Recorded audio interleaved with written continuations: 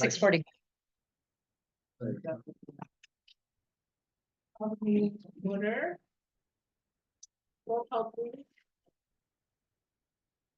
Now I'm the one who's not ready. Lisa Woods, Here. Gary Daigle, I'm here. Larry Whitaker, Here. and no Sean yet. Joe Grossman, Here. Debbie Hamilton, Here. Michelle Sumner, Here. Introduction of media. And then we have it. And no, we don't listen to here. you asked that every time. Anyone wishing to speak before the agency tonight on any subject matter will need to fill out a speaker form and turn it into the city recorder. Forms are available on the sign-in table at the back of the room. Please turn your cell phones off or silence them during the meeting. Announcement for Zoom attendees. If you're joining tonight's meeting via Zoom, you will automatically be muted upon entry, and you'll need to identify yourself if your full name is not already attached to the device being used. You will be unable to unmute yourself. You will not be able to unmute yourself. Public comments will only be taken if prior notification was given to the city recorder. Public comment. The purpose of the public comment period is to allow citizens to present information or raise issues on agenda items only. A time limit of 3 minutes per citizen shall apply. All citizens must come to the microphone.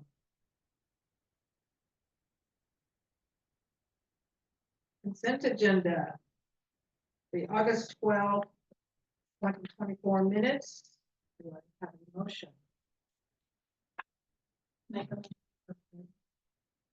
Thank you, sir. I'll second. Discussion. Any discussion? Nope. Vote. Woods. Aye.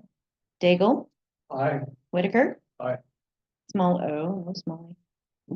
Grossman. Aye. Hamilton, Aye. Sumner, Aye. motion carries. Agency business resolution UR 2024.03 downtown land acquisition. Staff report, please. A renewal agency, Christy Gilbert, Community Development.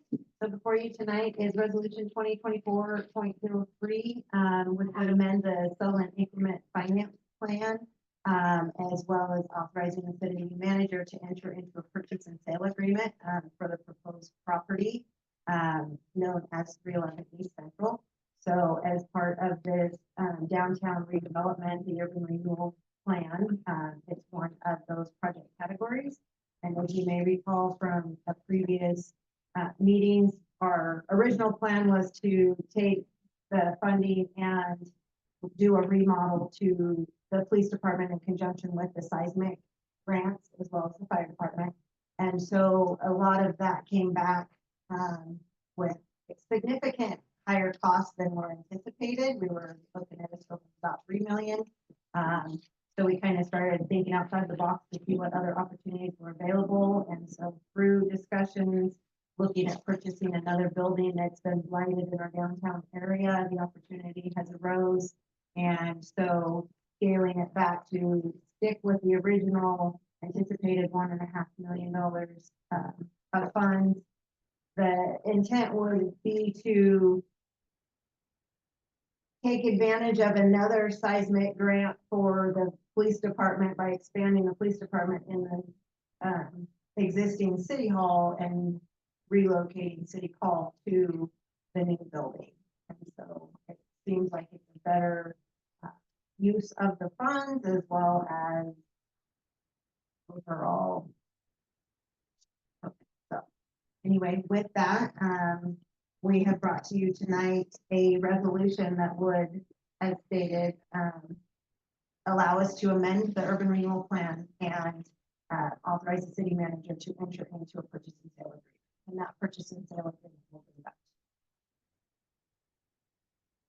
Christie is the.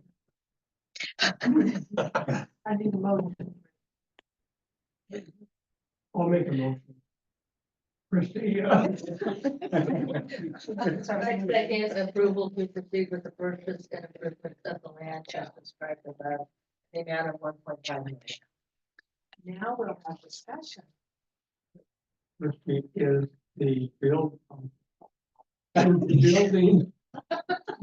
The city hall, the city is going to go to is that already sized. We haven't had it evaluated yet, but the intent is also to incorporate seismic funds towards a emergency operations center for that structure. And the structure, the intent would also be used for police and fire trainings as well as the The emergency center, EOC upstairs, you're talking about. that would be the future plan, yes. Anybody else? Just to be clear, we're talking about the building down here. Across from the, yes.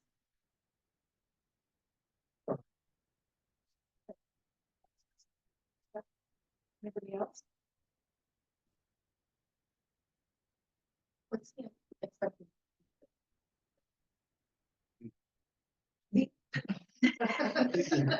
Well, Because we have a current lease, we will start moving sooner than later, the end of this week.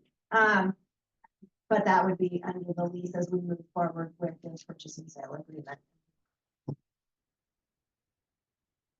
So this is a $1.5 million expenditure. And if the building costs less than that, is that extra money for repairs of that building? And we can use that for the bank. How are we gonna pay that?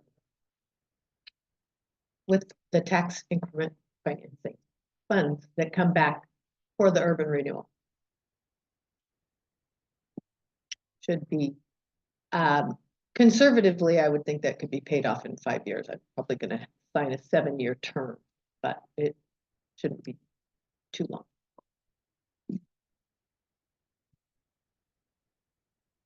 The building, getting the water and electricity. We're still working, so the water, I believe, is good.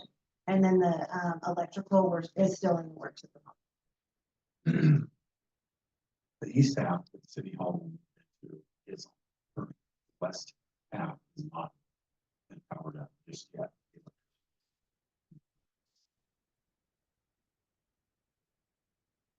Is it the west side where they? Eventually, city hall will be mostly over there. Most of the offices will be on the west side. They first move over there at the end of the week. They're all going to kind of be in cubicles over in the sanctuary, the chapel side. Future. Yes, potentially, yeah. Okay. Anybody else?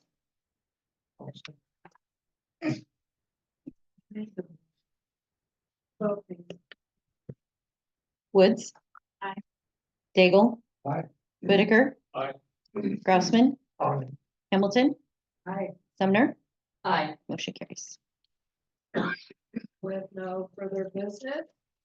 Okay.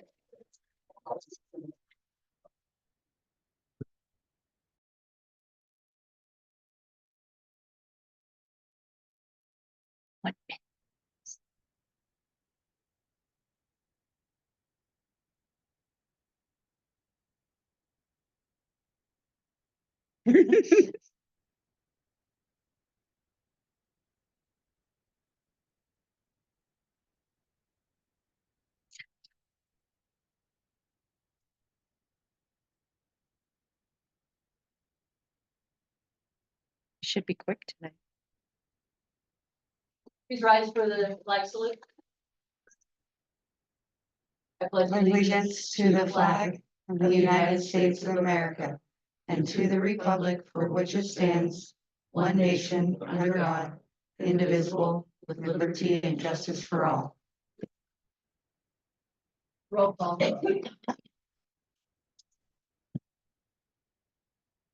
Counselor Daigle. Yep. Counselor Whitaker. Yes. Counselor Smalley is excused. Counselor Grossman. Sure. Counselor Hamilton. Counselor Woods. Here. Mayor Sumner. Here.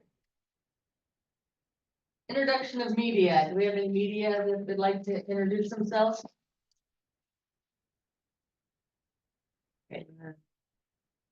Scott Carroll Carroll? is, yeah, he's the news review.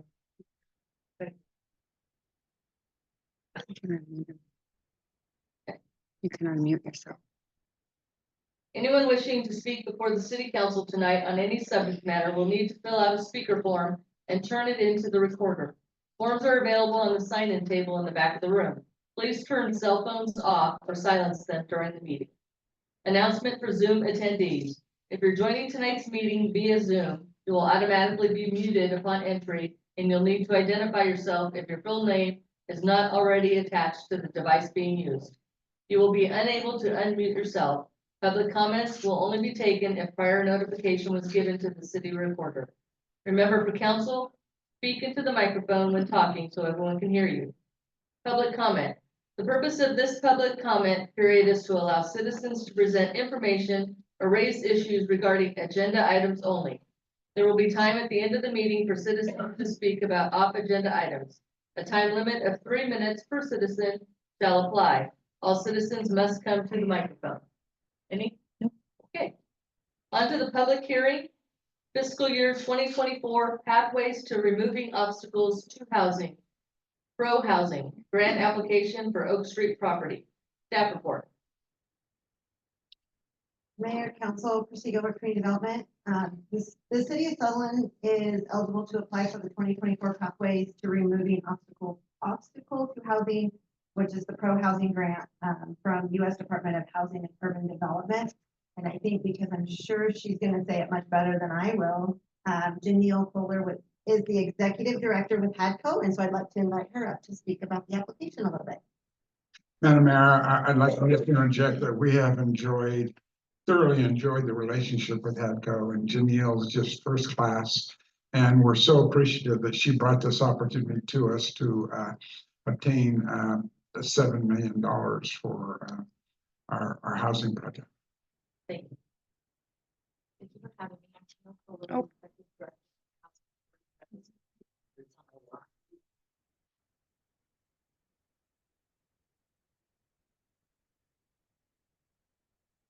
Testing. Oh. Okay.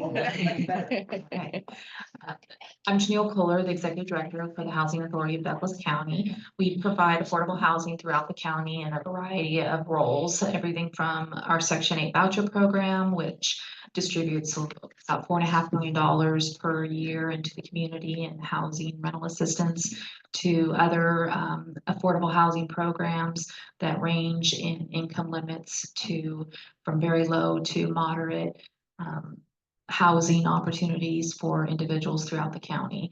And as mentioned, this grant through HUD has come up. It's the second annual one they've done, so it's a fairly new grant. It's a competitive grant. However, the broadness of it was really appealing. Could go for anything from capacity, infrastructure, anything to overcome housing needs in a community, and looking for innovative ways to do so. And so the city of Sutherland had presented some stakeholder meetings previously earlier this year that was very innovative. It was great to be a part of that, and as mentioned, just thought this would be a good fit to try to obtain some additional money for the development of that project. Great, thank you. Question on this. It talks a little bit about removing barriers to affordable housing production and prevention. So are there any stipulations for this about, having to have so much like lower income or specific cost or income levels to use this? So the grant states Proposals must ensure that 51% of produced or preserved units directly benefit low to moderate income individuals, except for certain new construction of housing activities, where no less than 20% of the units must directly benefit. We've written it in right now as it stands at 51%. But the demographics support, with the income limits that are currently in Sutherland, support the percentage required easily all the way up to 80%. And it allows you to go up to 100%, but they want to make sure 51% of the units are designated for that income limit.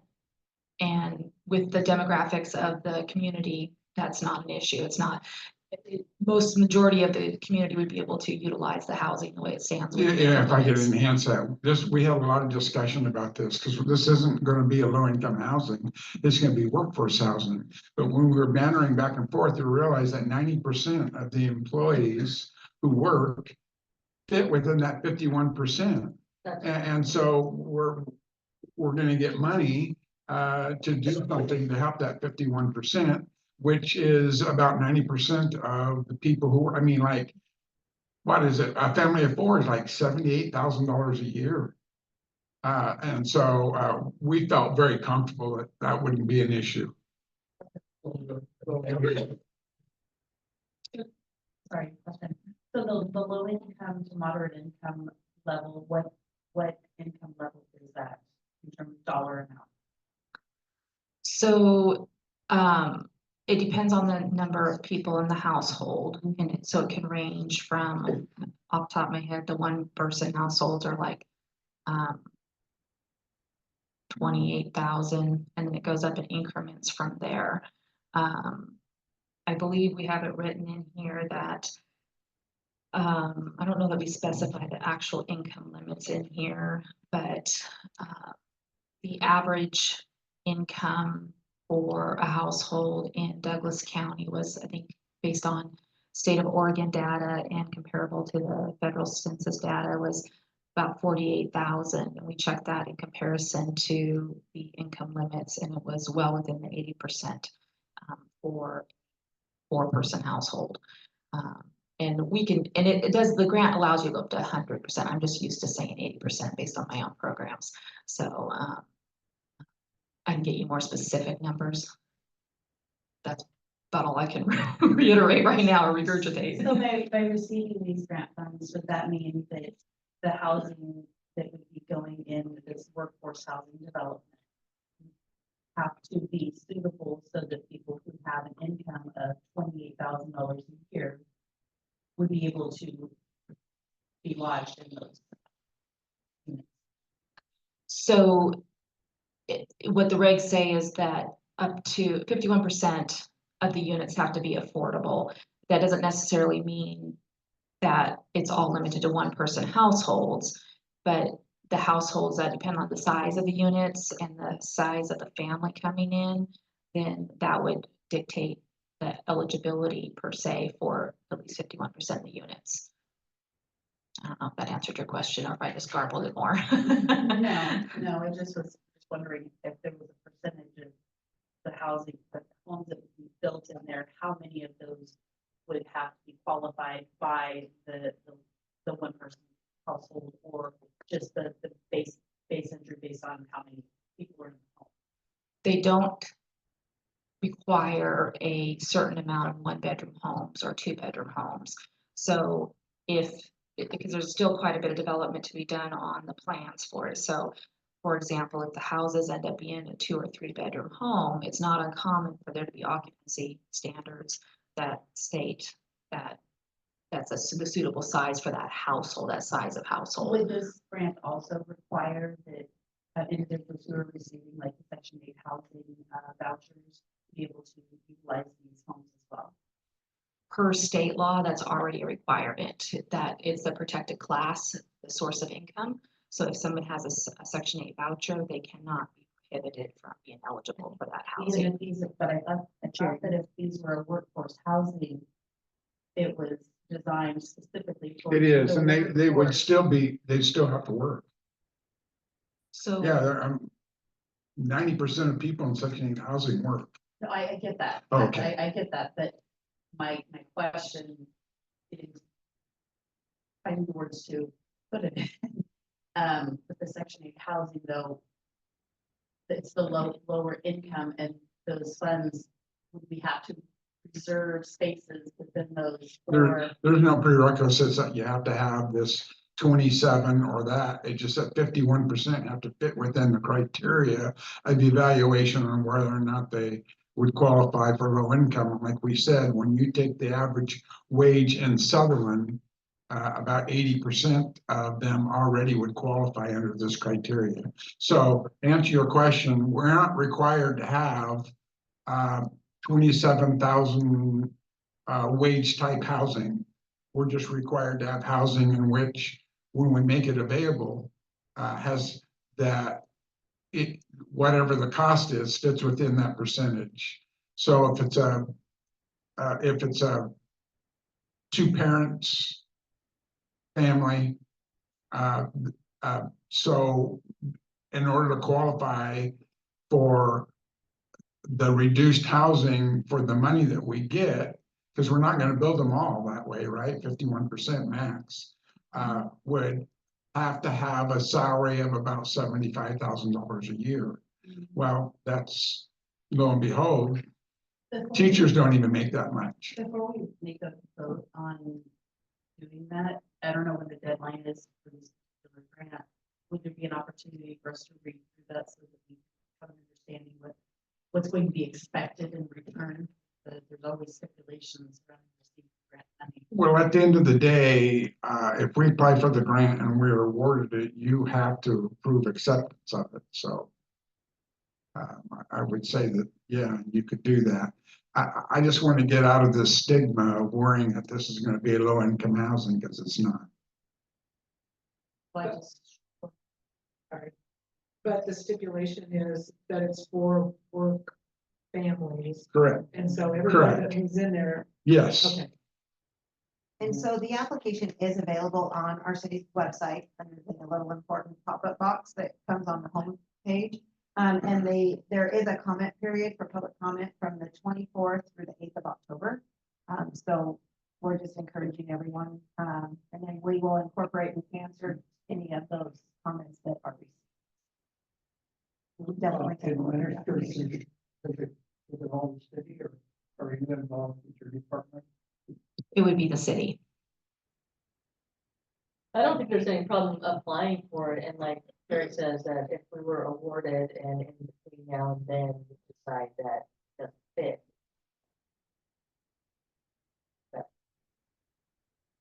And the intent, like when working through some of the details included in the application, there is that funding gap for the infrastructure portion that the 2.85 million came in. So that it's part for the funding gap, and then included in the application, it references like phase 1 of the project, including 6 cottages, a 9-plex and a 4-plex for the funding that is being applied for. So that kind of just gives you that broad spectrum of what the application. And if you read that book that we received, that it showed you the breakdown of the county working for and what people made, and I think it does fall into that, lower bracket of tax of, income that people are making. Very few, jobs bring you up into that higher No, I get that. I just, cost. when looking at the grant from the explanation, the grant so far, it sounds as though there has to be a certain level, certain number of units that would have to be available for low to moderate income. And when we were putting this project together, as we, sat on the different committees, it's supposed to be for workforce housing. I know that people who are low income or moderate income are workforce, but we're talking about originally like nurses coming in, individuals, families coming in, that type of thing. and that will still be the emphasis. I want to express something.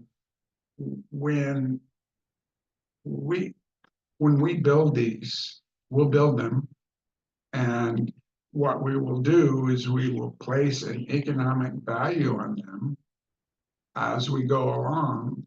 And our our point is that as we go along, we're gonna find out that 80% of all these homes in that economic value are gonna qualify. We're not gonna go out and build a bunch of tiny homes for a 27,000 year job. We're gonna go out and build homes for workforce that just happen to fit in that same criteria, and they help buy down that additional cost.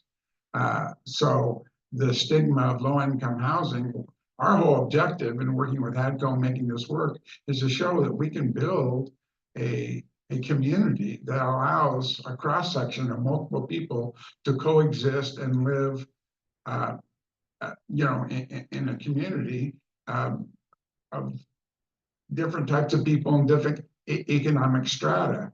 And the other piece that we're doing that makes it unique, we are putting CC&Rs and requirements that require a maintenance and a monthly maintenance fee for everybody that lives there and professional maintenance and care. So I would hope that those factors are considered before we start getting concerned on, we're going to get a bunch of low income people here, because that's not the point.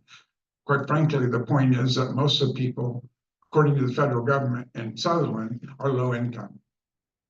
And if I can add a little bit, I think we're getting a little conflicted on the term of low income. When we came up with this concept, it was because people couldn't afford, that were coming into these entry-level jobs, couldn't afford to buy houses.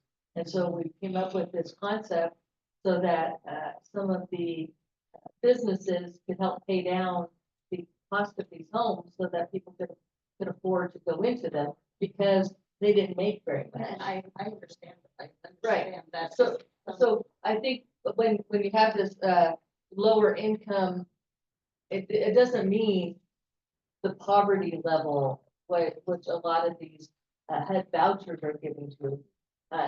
This lower income means they don't make a huge amount. So I think there's a difference between HUD voucher poverty level and this lower income that's for this qualification. So I think there's a difference that you're thinking of, where you may have a houseless person getting. Well, no, and I'm not thinking that at all. I'm just thinking that we're kind of wordsmithing. I think you're making a very good point. As we get through this, if it looks like it's going to go that direction, I think we need to stay true to the course that it's principally for workforce housing. If we talked about this, we've had multiple other grants we could go for, and we decided we're not going to bring too many cooks into the kitchen. But I trust Janelle and I trust the organization, but as it comes around and you see that it's not making you comfortable, that's fine. Let's say sorry, we can accept that. I just don't want to, No. come into this kind of blindly seeing that, this might be wordsmith so that it sounds better than what we're actually doing. That's right. That's well said. I think some of the confusion is when this originally started, even though they were separate to us, they were presented together, and so that confused a whole bunch of people thinking that we were gonna have the homeless moving in. Yeah, we were going with two agendas at the same time. Right. Remember when we brought the two committees together? Yeah, Yeah, and we knew we're that, not- but the public didn't, and Yeah. it got that all Right. misconstrued. My other question is it only workforce people that live in Sutherland that are gonna be at, or somebody from Roseburg could move here? Yeah, that's true, but we've got Roseburg businesses who want to participate and do it. And the other thing is the attorneys are telling us we can't legally do it, but I would say that 75% probably will. But at the same time, when you look at the demographics, when about 50% of people who live in Sutherland work in Roseburg, Yeah, we're not going to turn them down, would we? We wouldn't want to. Yeah. So, We're just talking about applying for this grant, but and so the rest of this is all kind of like another discussion. We haven't got it yet. We know how we like that. Well, let's talk about the grant, the local. Would be my suggestion.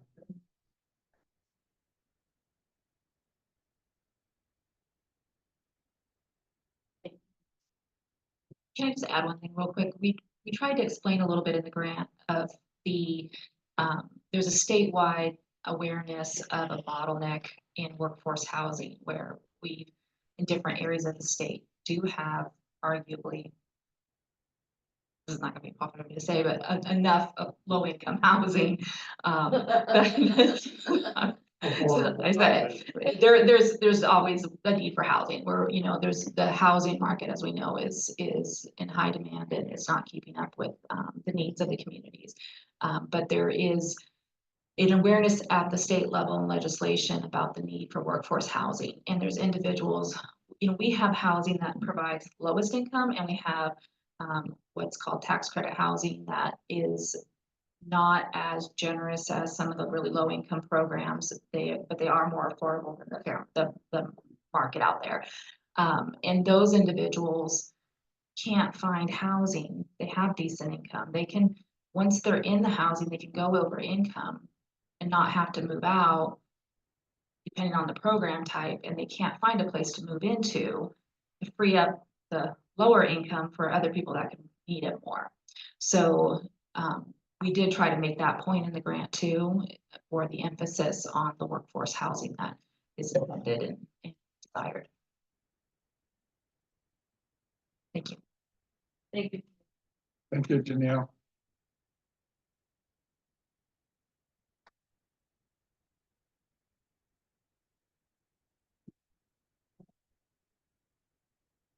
Well, you can now, because then it'll be for public comment. Oh, that's right. Okay, at this point, I'm gonna open up public hearing. Do I have any public comment?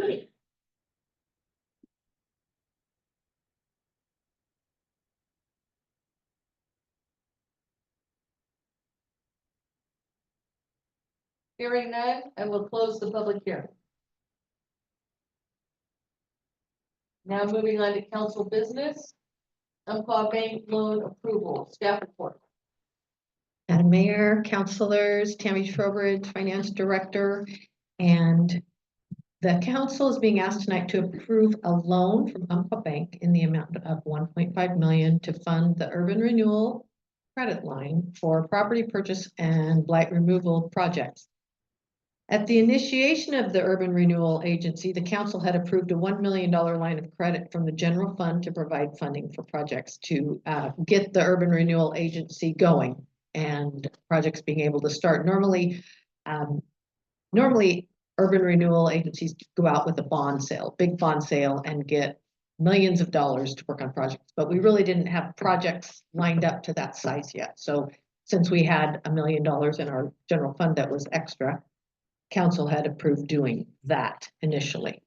Moving forward, as the general fund budget has tightened and to allow the agency to continue to work on projects and a larger project here, the city was advised to pursue a loan with our bank using the full faith and credit of the city for a better rate than might be secured by selling bonds for the agency. This resolution will authorize authorized representative, city manager, to execute the financing agreement and other such documents as required to obtain private financing in an aggregate principal amount of not to exceed 1.5 million. The city will then execute an IGA with the agency for the loan of the funds to the Urban Renewal Agency, as well as the repayment schedule for the debt. And there was correspondence with our city attorney regarding the fact that we had bond counsel that was not able to get their turned around version of the resolution back to us in time to put in the packet in totality. But the opinion of our city attorney was that the substantive changes, really, there was not a difference in outcome substantively. It was all more the legalese that the bank will require in a resolution before going forward. So he did not think there would be a problem going ahead and deliberating and deciding on that tonight. I need a motion. To approve resolution 2024.20. I make a motion, we approve resolution 2024. Second. I have a motion and a second. That's it. A question. So was there an option, I just not remembering correctly, but wasn't there an option when we were going to be borrowing money that we already had versus looking at the loans that we signed. Is there a reason we're not going that route over? Well, really, none of the reserve funds have enough money in them and reserve funds are what are, targeted for, facilities and those kind of improvements. And because there had been some, pushback on that, this seemed to be the most expedient way to do that and not have to pull into multiple funds to come up with that money. If I could also interject, we thought the interest rate was negligible. I mean, if we were gonna lend it, we would collect the interest on it. But secondly, in talking with the folks helping us with the workforce housing, Michael and their legal staff, thought it'd be better to let the private sector benefit from this and make it one way. It's a loan one way or the other has to be paid. And Umpqua Bank stepped up and said, yeah, we'll do it for you.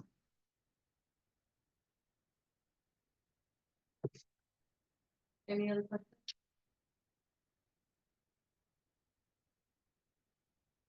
Okay, let's vote. Counselor Daigle, Aye. Counselor Whitaker. Aye. Counselor Grossman. Aye. Counselor Hamilton. Counselor Woods. Madam Mayor, if I could add something right here. So we just made a profound decision. We need to Oh, finish didn't the you vote. just finish? Uh-uh. Oh, my bad. That's a basketball term, by the way. Mayor Sumner. Well, I don't know, now that you've stopped. I know, I'm sorry. Aye. Motion carries. I wanted to talk so badly. Well, this is a profound decision you just made, you know. We're going to pack up City Hall and establish a new City Hall across from Central Park. And we're gonna fix up that building and make it a world-class showcase, okay? What I'm proposing, I wanna make sure you're okay with, we're gonna, remember when we had the drought and we sent out notices to the whole community? We're gonna work with staff and build a flyer to let the whole community know what's going on. Because quite frankly, this is a coming out event and it's a big deal. So we're gonna be doing that and then parading the public safety grants on one side and the new city hall on the other. So I just wanted you to know we're probably having some staff maybe come get some quotes or something, but make it something really nice. And then we're gonna mail it out to every household. Because we don't want there to be any question that we've, yeah, maybe should have. So, And thank so you. in like, on that same thought right there, we are moving quickly based on your approval of this. And so City Hall will be in a temporary situation in the chapel side of that thing by next Monday morning. Yeah. It's, well, Did you get the football team to help? I believe Captain Sorensen has somebody lined up from Oakland. They said that football would be really hard to get since they've got Friday night games and to really interrupt that. So he was digging up some other organizations, whether that was FFA or National Honor Society or something. So we'll have boots on the ground. I'm Come interested, by anytime. We'll be pizza. I'm interested to know if the telephones and Wi-Fi, all of that will be in by next week. Yes, we have been working on trying to figure that out. We've got a Wi-Fi haul back. We've got some very exciting things happening. Some of our other infrastructure upgrades at the same time, we're able to get those things done in terms of Wi-Fi haul back. So that'll take care of a lot of the internet connections that we needed for cameras, and we're consolidating a lot of things in this as much as we can. So the way we understand it, that is true. We're going to go over there and have a test run on Friday to make sure that's true. I'll worry into Aaron. Yeah, that part for sure. His voicemail's full. Being over there on Monday, what kind of? We are going to So that they make, can come and pay their water bill. well, as of tonight, we're going to be letting everybody know in the morning on. We're going to be, it'll be on the website. It will be We're gonna be calling people that have the community center rented and need to pick up keys and usually come by on Friday. We're gonna ask them to come by on And Thursday. eventually get that one mailer out to everybody. But yes, and we're gonna put a sign up that says we will be closed Friday, we're going to be on it with both feet tomorrow. Help us spread the word. Exactly. He wanted to, I wouldn't let him go. Friday? I know Scott Carroll's on the line, so he could probably do something for this. Yeah, There you go, Scott. Okay. He can unmute. so I have a resolution 2024 on here, like, Yeah, I think they should have been combined. okay. Since you just so am I approved it. Going on to Oh. OTIB next. Yes. Well, yeah. OTIB loan application, Dakota Street improvements, staff report. Mayor, Council, Tammy Trowbridge, Finance Director, and that's Christy Gilbert, Community Development Director, and my name is only on here because we did this somewhat together, and she had the other part, so, but she's available for questions as well, I just want you to know that. Yeah. She is available for questions. So this is moving forward with the stoplight intersection idea at Dakota Street and Highway 138. And we needed to submit a loan application to the Oregon Transportation Infrastructure Bank application. You will see that it has been completed. I tried to have our responses in red most of the way through there, so you can see what we are answering them, and that SDCs will be used for preliminary engineering as well as other items in this process. State highway user tax funds as well as urban renewal funds have been marked as using for loan repayment. And it is a requirement of the Oregon Department of Transportation that the governing body would authorize the submission of this application. So therefore, we're here asking for your approval. Have a motion.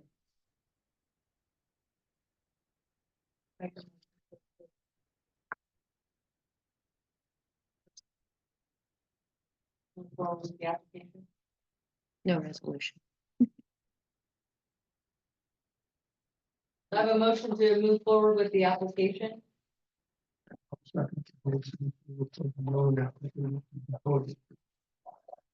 Okay, a motion and a second. Any discussion? So do we get, is ODOT paying us any money? I was going to, once you take the vote, I'll give you an update on that. It looks like the only thing that we are on the hook for is the 349, 200. Correct. For engineering and the right of way of 21,000. Looks like ODOT is picking up. Is that right? No, No, that would be for the loan. It would be a loan. Their portion of the funds would be. The 300 and change is coming out of our SDCs and the money we've targeted for that. Yes, and the rest would be done through a loan. Yeah. yeah. I thought so, but yes, they're not really picking up the tab for it because we actually have to repay it. But they'll pay it up front. How's that? They'll give it. Yes. It wasn't initially coming out of ODOT, that's why we're having. No, that's all, I'm gonna, once you vote, I'm gonna, We don't vote. yeah, this has nothing to do with, I mean, Didn't that one time we say we had the money to pay for the whole thing? yeah, Well, we have Okay. more. We have more. sorry. We have enough, we have money, more than just the 300,000. We've got almost $1 million in SDCs. We've got other funds available. This will make the project move forward. And then we can repay that as the council directs out of those funds. That's why we need it. And it kind of guarantees that you have enough money to get it done because you don't really know what that project's going to come in at until it's bid. And with costs like they are right now, it would be somewhat risky to go in expecting to use only our own money. And then if we came in with this bid that we weren't able to cover, then we would have to start the process. And we have a certain window of time that they've given us that approval to put that intersection in there. So we need to get it progressing and done. We have a date to start this. It's not gonna be done next year. But we'll have to go out to bid. for Hold it, what? She said it's. I said it was gonna be done like the end of this year. Yeah. So it will have to go out to RFP for an engineer will be the first step once the loan is approved. And then we've got a lot of hurdles to go through because then the design engineering, and then we'll go out to bid for construction. So we'll be seeing you a lot regarding this project as we move forward. This is not done next year, so 2020. Yeah, 2016. Sure. 2026. Maybe. I'm gonna shoot for 2027, just because I'm realistic. I hate you. I know. I'm done. Or She's Christie. still available for questions. Can expedite it? If I'll be able to find my desk, maybe. Yes. We're gonna do it sooner. Okay, all right. Any other discussion? Let's go. Counselor Daigle, Aye. Counselor Whitaker, Aye. Counselor Grossman, Aye. Counselor Hamilton, I, Counselor Woods. Aye. Mayor Sumner. With the caveat, if it's done next year, aye. Aye. Motion carries.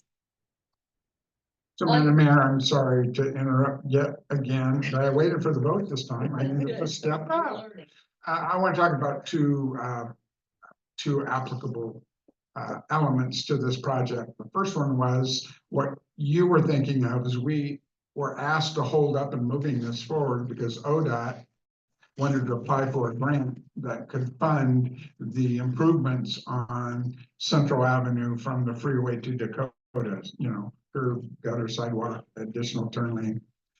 They didn't get those monies. So we had a teleconference with the regional manager, and after some threats, he's working at coming up with money, but that'll be, he said, I didn't tell you this, but he called me last week, maybe 2 months, 3 months, so they're still working on it. The other piece of it is, we did receive a TGM grant. Do they know about the TGM grant? So we received a TGM grant where we're gonna hire an engineer. Remember when we had discussions with the business owners about a roundabout? And one of the elements one of the recommendations from ODOT said, why don't you hire an engineer to do the circulatory design of transportation in the lands around Central? Well, we received a grant so we can hire a firm to do that. So that's going. But I want to emphasize that ODOT and their funding and all transportation funding is almost drying up completely.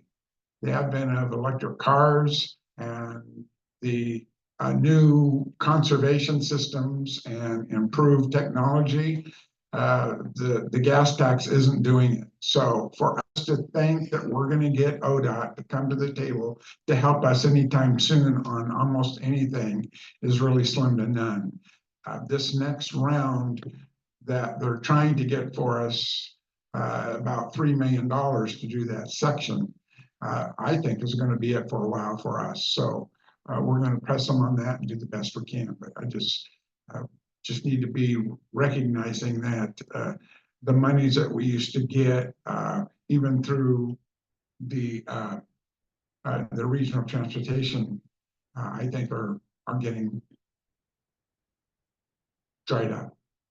So I just wanted to set that stage for you.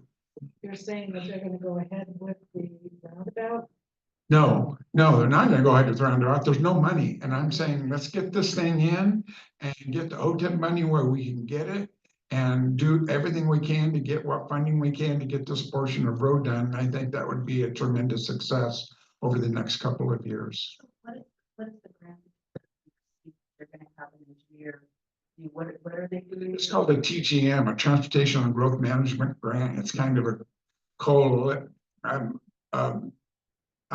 state land use and ODOT get together, and they're gonna do community workshops and bring an engineer in with the neighbors and the property owners and design a circulatory system on those lands on both the north and south side of Central, on those vacant lands.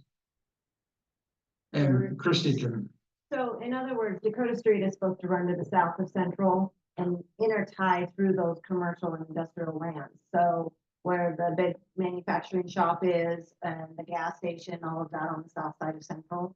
So there's got to be an internal circulation because in the interchange area management plan of the transportation system plan is Park Hill one day, many moons from now, will be cut off. So you will not have any of the frontage roads tying into the interstate. So with that, we have to have an internal circulation plan that works with future developments of those properties.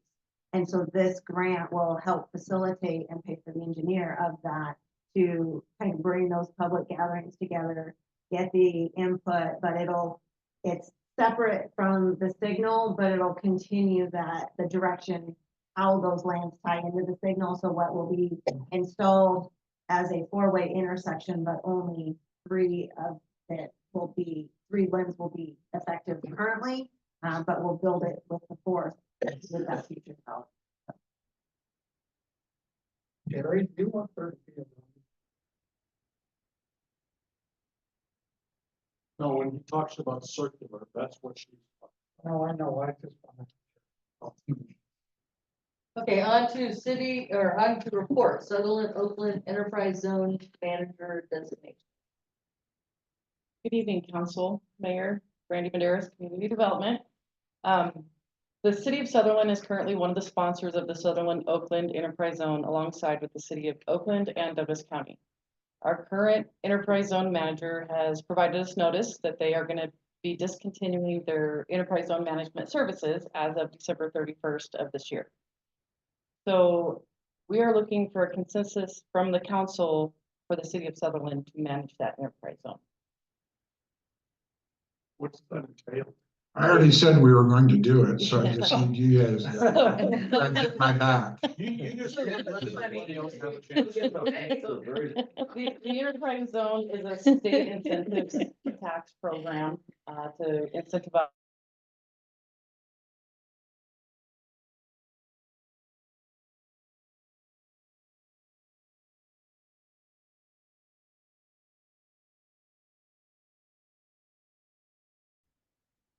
So what does that mean?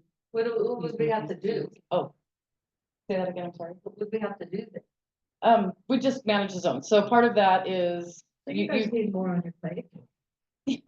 well, one of the caveats is not the caveats, but I'm familiar with this program just from, I was involved with managing them for a decade before I came here to the city. So it's taking the applications, doing the redesignation. The last time this zone was redesignated was in 2019. They are good for 10 years. They sunset by operation of law after 10 years, and then you go to redesignate. You know, there's times that you can do boundary amendments if you have companies looking to locate specifically.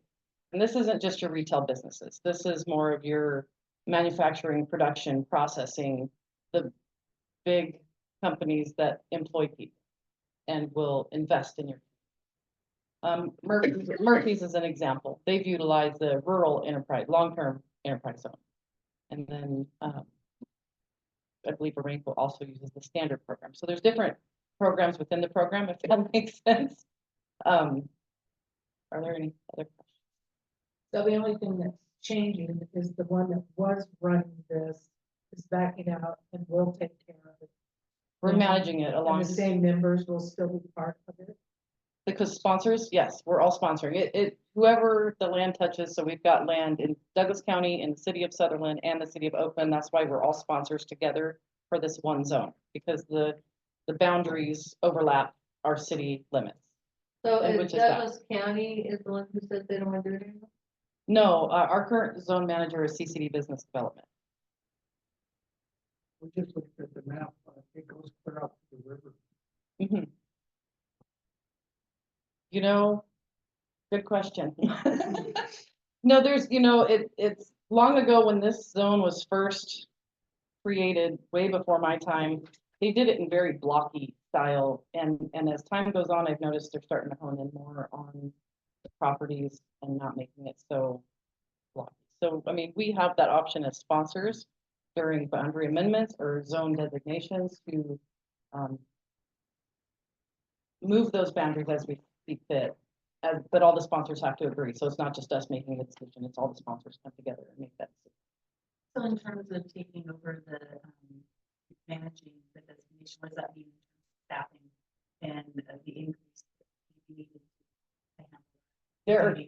There are times of the year that it is a little bit more heavy to admin than others. Generally speaking, it's not very labor intensive. Usually around February, March, you have to send notices out to the existing businesses that it's time to turn in their exemption claim forms, to the county assessor. But on a daily and weekly basis, it's very minimal.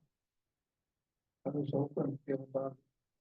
I believe the city of Oakland and the county are both in support of us managing. Is there a benefit to us managing the zone? I see benefits in the economic development side of things. And I don't know, we haven't talked about filing fees, but monetarily, it's not something we're gonna make a ton of money, just incentivizing that local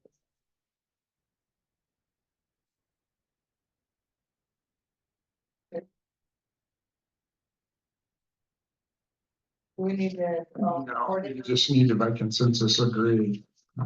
The way it's laid out, if we don't do it, then it goes away. We don't have that as an incentive to recruit a business here. And with a workforce housing on one side and having an enterprise zone that gives a business up to 5 years of free property tax if they create so many jobs, it's a great incentive for us. So that's something that we can do as a city if the business falls in these boundary zones. That you can say, hey, we're not going to charge you taxes on this for an extended period of time. The state would authorize us not to, but then we enter. Put on it. Then we get into what's called a bill to payment in lieu of taxes, for example.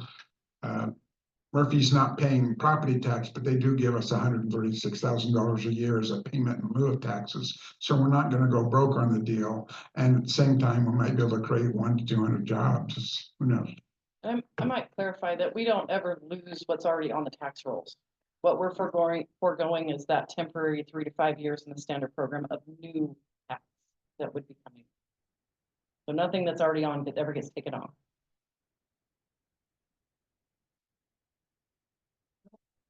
We just need the minutes to reflect that you agreed by consensus for us to take that on.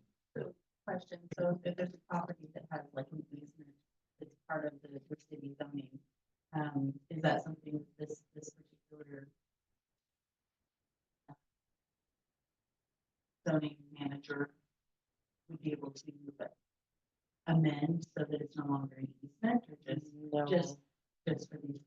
No, this is like an overlay on a map. We can't, they do not change any current zoning regulations, requirements. It is not totally separate. It's just like an additional layer on top of your map.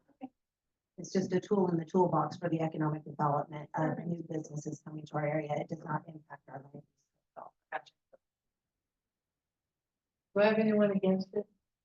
No. Okay, we're all in favor. Thank you.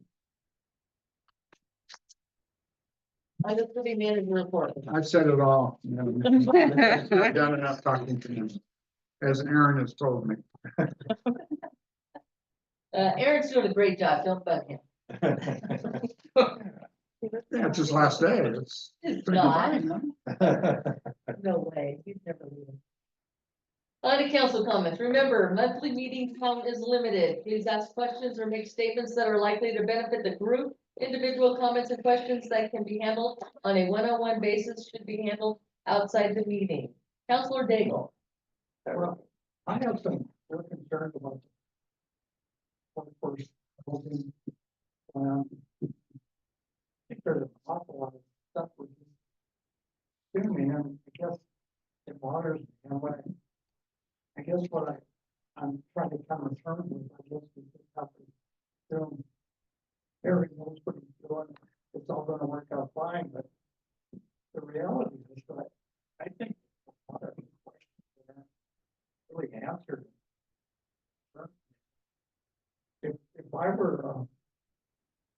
investing in this plan, I wouldn't do it.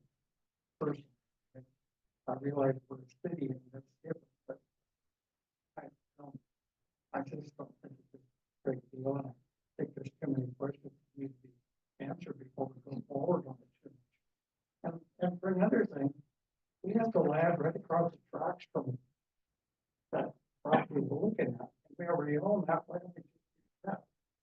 Seems to me like. We had a homeless park there for time. We wouldn't have to buy. any 1/10 land. of an acre. Oh, it's smaller, but the village has to be like $15. I don't think you could put one home on it.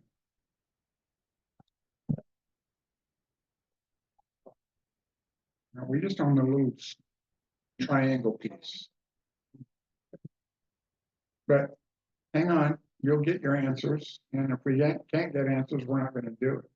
And that's all. There's always lots of questions when you start a project, you never know. Counselor Whitaker. Counselor Gressman.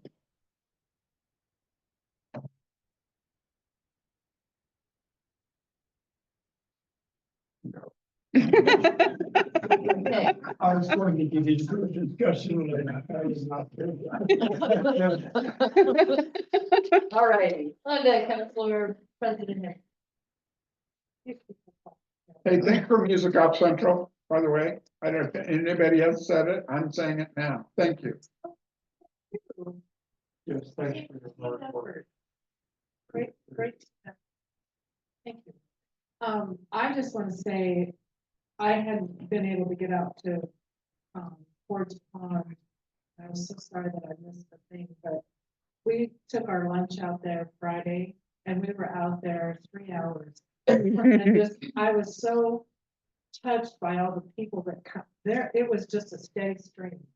Just a steady stream. And there was a little school that came with, they weren't preschool, but they were young kids, probably kindergarten-ish like. And I asked one of the ladies, do you guys, are you from here in Sutherland? She goes, oh no, we're in Roseburg. We just love it here. And so I just loved hearing that and seeing all that's been done and all the hard work that all of you've done. You too. It gets me. But it was just exciting to see. I mean, it was a steady stream. The whole 3 hours we were out. It was awesome. And it's beautiful and the kids loved it.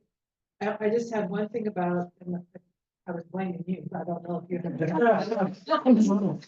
But, then I got to thinking, it probably comes on midday when it's hot, because those are new plants and they gotta stay wet. Well, I thought maybe you controlled over the computers. Yeah, magical powers, but not that many. They're still trying to establish those. Well, that's what planting I, grass. that's what I said, and they didn't stay on for very Pretty long. good spots for it.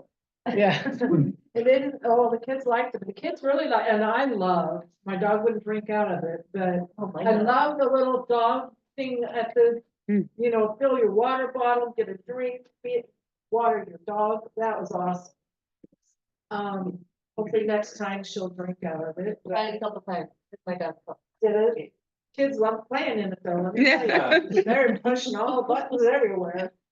But, no, I just really did my heart good to see so many people coming out there. And like I said, the 3 hours, it was a steady stream.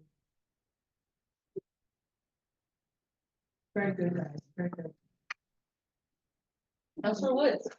Like to kind of carry on with Claire was saying about Ford's Pond, there's going to be a big event out there. Drive Paws putting on a 5K, Mhm. which is really being walk and run it. For them to get out, walk around the thing and show support of that. Good opportunity to be out there. And then also all the events that we've been having all summer long at the park. It's been amazing. It seems like there's like more and more and more things that are happening. The 4-H kids out there, that was pretty cool seeing all of them out there last weekend. FFA, yes. It was good seeing. you. And then a big thank you for everyone who sent me the letter of support. Thank you very much for that. I appreciate it. Thank you. Well, I wanted to congratulate the FFA Fall Fair because I went up there too. It was really fun. I saw a lot of people. It was great to see the kids out there being a part of it. They looked like they were having fun. Got a picture with a pig. That was great. That was great. I also wanted to kind of acknowledge publicly that how great it was that the trade class at the college spent their time helping build several A-frame homes for Hastings Village so that everybody that had to move out of the trailers that were so damaged and not livable, not inhabitable really, that we had to move them out, that they had a really good place to move into, so that everybody had a place to go that was not on the ground or in a tent.